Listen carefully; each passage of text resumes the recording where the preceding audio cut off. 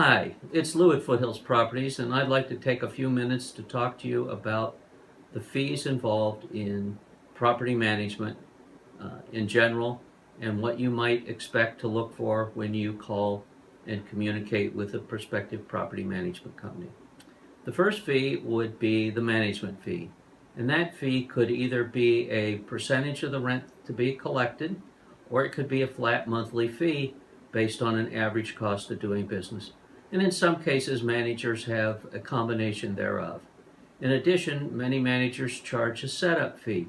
That's a fee that covers their upfront costs before they actually start the process, and that covers the cost of putting you into their system, up on the web, putting a sign up if appropriate, getting a professional photographer out there, that sort of thing.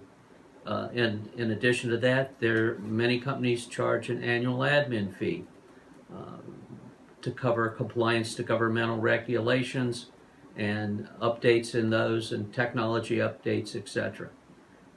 In addition, there are marketing fees. The marketing fee could be a flat fee monthly. It could be a flat fee quarterly. It could be a fee only when the marketing is started on a renewal.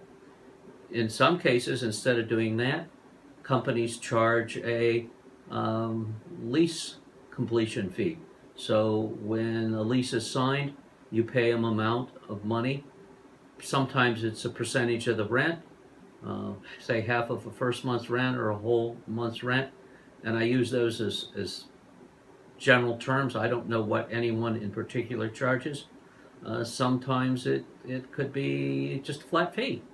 In addition to that, when a lease is renewed, some managers will charge a fee for that, and that covers their costs, their commissions, their bonuses to their managers or their leasing agent.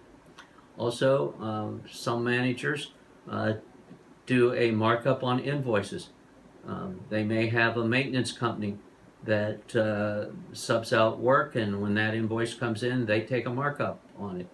Or they may take a discount from the invoice that's been billed for paying it on time, or they may run a surcharge through the book. So the invoice goes through, and then a percentage of that is charged in addition. As long as it's fully disclosed and you agree to it, that's all perfectly legitimate in the world of real estate. Now, what Foothills does is a different story. I'd be happy to talk to you about that if you like. In addition to that, tenants do pay fees. They do pay the rent, of course, but they also pay their own application fee, and they cover a leasing fee so that to cover the cost of leasing so that the landlord doesn't have to do that. Of course, if there's a notice from the HOA for violations of the HOA rules and regs, leaving cars out, leaving trash cans out, leaving the garage door open, not closing the garage door, I guess is what I said, they could, or weeds, they could actually send a letter and charge a fine. Well, the tenant pays that. But in addition, when we get that letter, we have to handle it. We have to send that notice to the tenant. We have to monitor it. We do charge, and many managers charge the tenant a notice fee for doing that. Of course, if the rent isn't paid, then there's late fees, and those are either handled by the property management retaining it or splitting it possibly with the landlord. That's an individual decision of each management company, and you need to check that out. If it goes to eviction, if the tenant really doesn't pay and we go to eviction, of course, then there's service of process. That's for the process server to go out and serve them.